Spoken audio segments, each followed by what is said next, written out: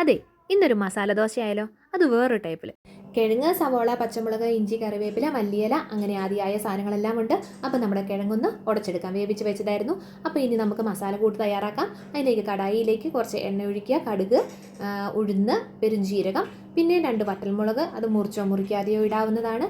പിന്നെ വേണമെന്നുണ്ടെങ്കിൽ കുറച്ച് കറിവേപ്പിലയും കൂടി ഇട്ട് നമുക്ക് വേഗം അതൊന്ന് ചൂടാക്കി വഴറ്റിയെടുക്കാം.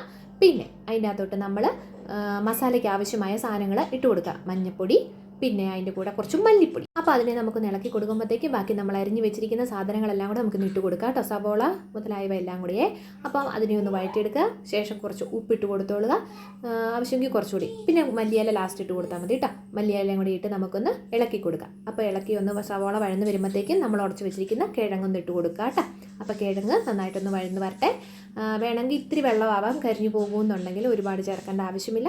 ഇനി നമുക്കൊരു 5 മിനിറ്റ് മൂടി വെച്ചൊന്ന് വേവിച്ചെടുക്കാം കേട്ടോ. അതെല്ലാം കൂടെ ഒന്ന് മിക്സ് ആകാൻ വേണ്ടിയിട്ടാണ്.